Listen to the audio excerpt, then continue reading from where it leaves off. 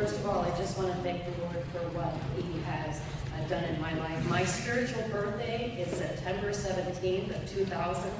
Kim showed me through God's Word how I can come to know the Lord as my personal Savior. Now, just to back up a step, I met the Coomers in 1996. I grew up as sort of a practicing Catholic, so it took me a few years to understand. But with their patience and guidance, I came to know the Lord. Now, my worldly birthday is in November. I was born to a 16-year-old who just wanted to get out of her house. Her parents were drug addicted. They had lost 2 boys in a drowning and were addicted. I have an uncle who is 3 months older than I am. My father was a 21-year-old who was already on his way to being addicted to alcohol, and when I was born, he was in the bar, and my grandmother actually named me. 11 months later, my sister was born. My mother, my biological mother, when my sister was a teenager, told her she would rather take the color TV home than the baby. By the time I was 2, Mom had ran off, and my dad actually was one of the first parents to be awarded custody of his children by the state of Wisconsin. My dad remarried, and I was so happy. I wanted to have a mom. Later, my stepmother would say she just did not know what to do. 2 girls nobody wanted. I was told all of my life that I was unwanted, a mistake. I was told that all the problems that we had at home were my fault. At one point in time, we actually did go through counseling. My dad actually went through recovery. My stepmom said that the counselor told her that she was supposed to look for good things that we did, right? We pointed out, and she just never could find anything that we did good. Shortly after they were married, what my stepmom would do is she would just simply lock us in the room in the morning so that we couldn't get out, so that we couldn't wake her up. So we'd be locked into our room. My toothbrush was taken away as a punishment because I got toothpaste on the sink. And I have no clue when I got my toothbrush back. I think maybe when I joined the military I got a toothbrush. Can't remember. My pillow was taken away because I would cough at night. And so she figured that was caused by my pillow, so she took it away. And really it was just asthma. The going to bed, hug and kiss from Dad was taken away as a punishment. And that was never given back. By the time that I was a teenager, I was so afraid. I would not ask for anything, nothing. So ladies, nothing. I didn't ask for anything, and nothing was ever given to me. I was afraid to ask for an aspirin if I had a headache. I didn't know what was going to happen, how many hours of being screamed at that I was going to have to endure, or what was going to happen if I asked. By this time, I just could not take it anymore. At one point in time, we got spanked for I don't know what reason. I have no idea what reason. But it was a metal rod.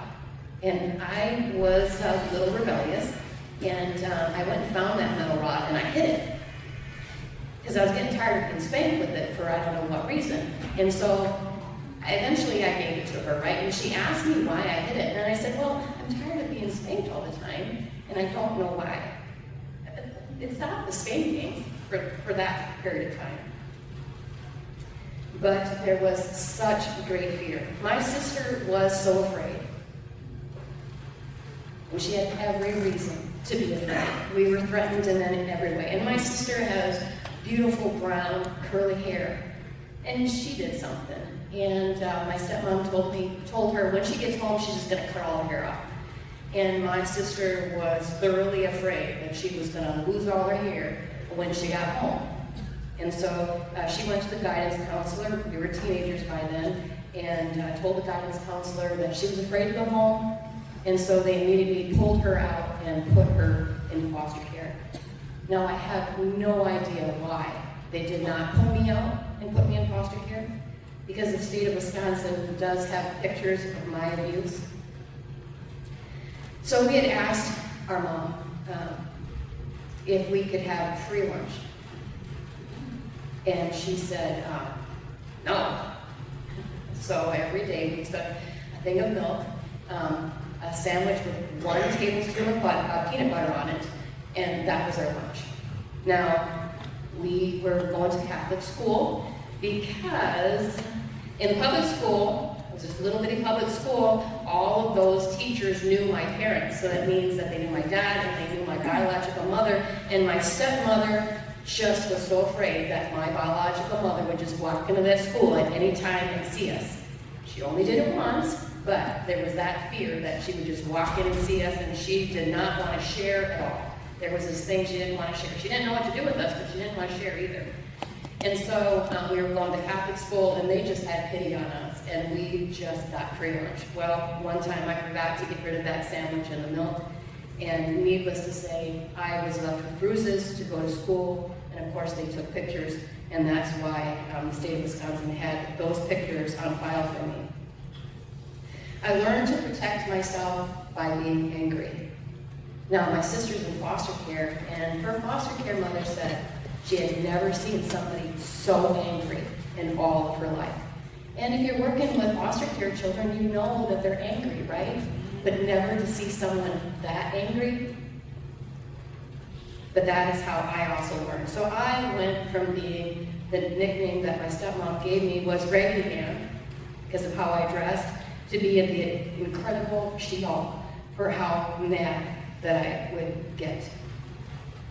By the time my senior year rolled around, my birthday of course is in November, I immediately started calling the recruiters. Now the first recruiter that I called was the Navy recruiter, because I knew I needed to get out of the house. I wasn't going to get married. My sister was actually already engaged by then and going to be getting married in the after school, after her junior year, my senior year. She was going to get married. I did not want to do that. One of the things that I did not want to repeat is I did not want to date anybody that was drinking. I already seen how it destroyed our family, right? I already seen the fights and the screaming and everything that goes on with drinking. When our stepmom would get mad at dad and dad would be in the bar, she would just literally drop us off at the bar. Now, part of those times she never told dad that we were there. Wisconsin gets pretty cold. So to be dropped off in a vehicle, just go sit in the truck and wait for dad to come out. And literally we would be so afraid we would not leave that vehicle. We would not even tell dad we were there. We'd literally just stay there and use our imagination to keep ourselves warm. Pretending we had a little fire and that would keep us warm. So I decided that definitely was not going to date because everybody that I knew was drinking. So I decided military was the thing. Now the Navy recruiter never showed up, but the Air Force recruiter did. And so I went off to MEPS, took the test, and I passed, and I was so excited. When I got home, my stepmom said, well, you barely passed. I had no idea what she meant until later. I didn't know that the Air Force was the hardest branch of the service to get in. I didn't know that. But I just knew that now I had my ticket out. That's how I ran away from home. So I joined the military. And I always think this is really funny, because I barely passed the driving part of my test. It took me 3 times, because I was never allowed to drive. So, the first time I took a test was in a car I never drove, and it was a stick shift. Then the second time I took the test, it was the same car, and it was a stick shift, and I was never allowed to drive it. Finally, the third time, my dad got smart, went to my aunt and said, hey, can she borrow your vehicle? And he took me driving before the test, and I passed. But Uncle Sam gave me the job as a driver. I got to drive everything. Forklifts, tractor, trailer, buses, everything that had keys, I got to drive. And I loved it. Because the steps of a good man are ordered by the Lord. And later, I'd be using that for my bus ministry. But as an unsaved 19-year-old, I didn't know that. But now I look back and say, wow. I did get married in the military. Good news is he didn't drink. But you gotta remember, there's more than just drinking. There's the yelling, the screaming, and the fighting. I just didn't think about it. I just kept thinking that everything was associated with the drinking. So, But I thought if I could make him happy, then he would love me. So we had many, many, many, many fights. I never called the police, but our fights sometimes would get very violent. I learned to repair walls. The Christmas tree never stood up the whole season of Christmas. It always came down. There was always a fight. The tree was going to come down. I have been threatened with knives and a gun. And again, by 1996, in the spring of 1996, we decided that we needed to move. My parents were no help. My oldest child was special needs, and he needed extra help. And by then, my husband had quit his job. I was working full-time in the newspaper business, and I felt that I needed help with my family. And I had to ask to go to Christmas. So I'd have to call my parents up and say, hey, can I come over to Christmas? Can I join you for Christmas? And that last year we went, and I just felt this. I just couldn't do this anymore. To ask to go to Christmas to parents' house, I just felt so left out. So we decided to move. And I sent a whole bunch of resumes off to every newspaper. You know, the steps of a good man are ordered by the Lord. I went to the library at the newspaper, and there was a book in there that listed all the other newspapers and what machines that they had for inserting the newspaper, because that's what I did. So I just went in there, and then I went to Indiana, and I found everyone that had the same exact machine that I worked on, and I sent resumes to them, except for one. There was one that didn't have the same machine, but I sent that resume anyways. And this gentleman by the name of Dr. Terry Kummer got my resume. And the first time that I heard him on the phone, I knew that there was something different about him. The first time that I met him, I knew that there was something different about him, and I knew that that was the place that I needed to be. Pastor and Kim made me feel like that I was somebody and that I could do anything. So I am so grateful for them. The day after I got saved, well actually when I got mixed up, the moment that when I got saved, they took me aside and they gave me my first Bible and they showed me how to have a daily time with God. And actually I'd already started to have my daily time before I got saved, and so I already started that process. I knew that there was something different about them, and they kept telling me that this was really important and I needed to do it, and I was like, I'm going to do it. And so I started that process. But I grew up Catholic, and the Bible wasn't, I read the Bible because I'd actually been grounded from reading, but she didn't take my Bible away from me. Now it's a Catholic version. But I would hug that window until the last life reading that Bible. But I woke up with John 3:3 on my mind. And that's when the Lord really started to use his word to speak to me. So verily, verily, I say unto thee, ye must be born again.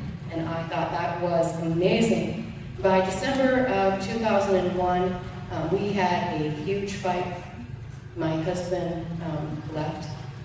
He took the only running vehicle with him. And because I have a special needs son who was not going to handle this very well, I did go to the school to let him know that my son was not going to have a very good day and that I might have to pick him up. And that was my intentions, but the moment that I walked into that school, a police officer met me and handed me a domestic violence advocate card and told me that I needed to get a restraining order. Now, I had thought about a restraining order, but there was cost, and I didn't have any money.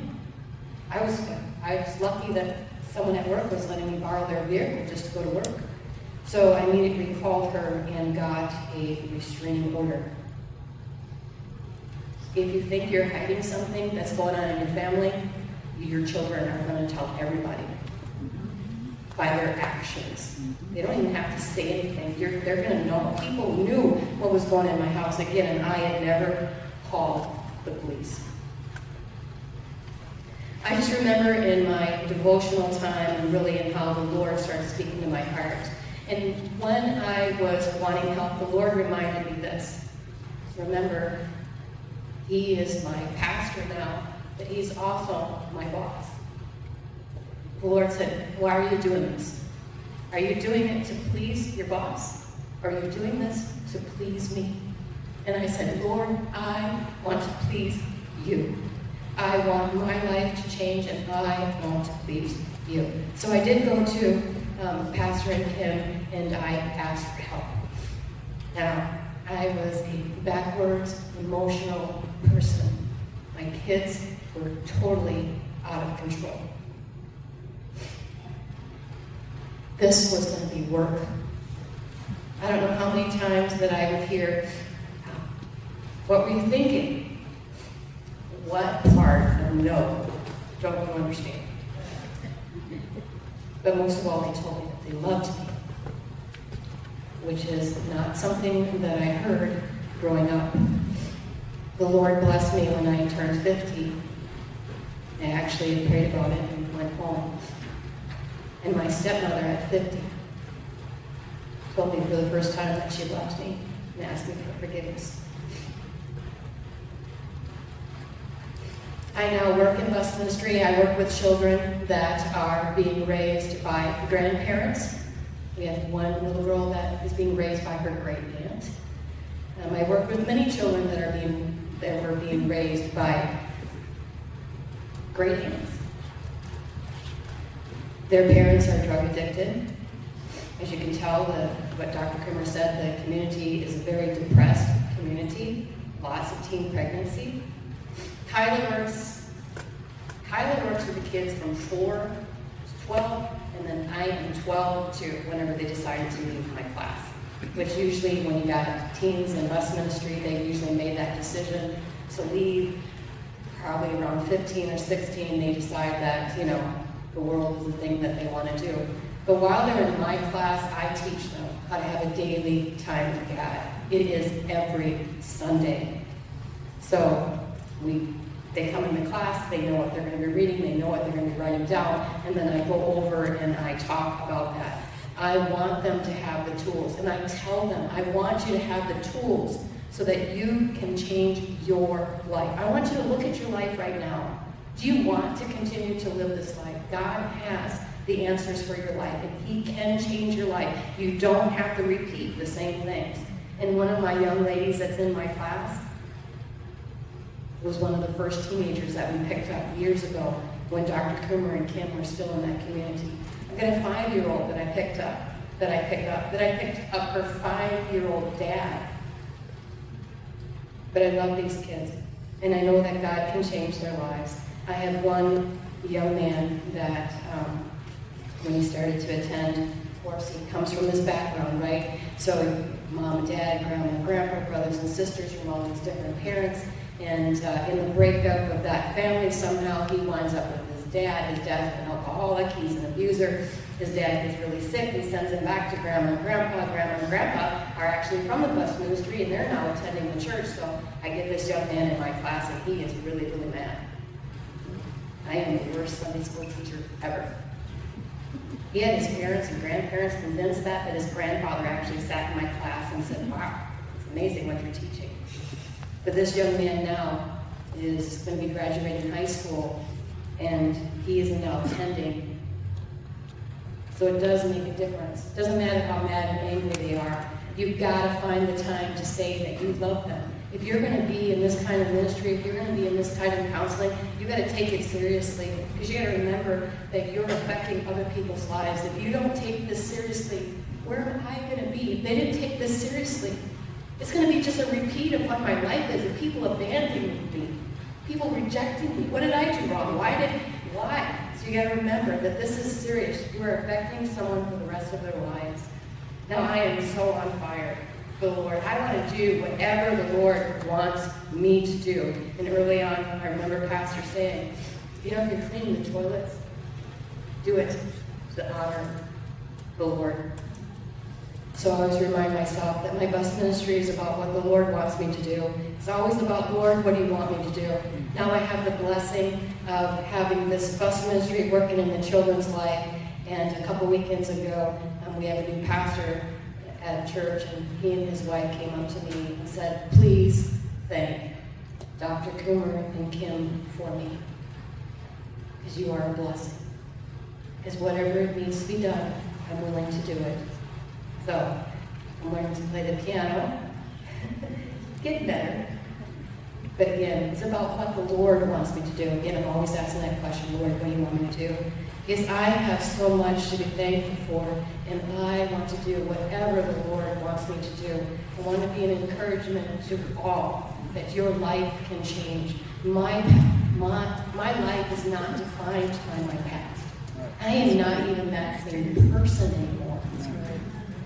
That's like somebody else's life. Like, oh yeah, I know her. So I am very thankful again for Whole Biblical Counseling Ministry and how it's changed my life and how I can now pass it to Kyla and pass it to those that I work with. Thank you.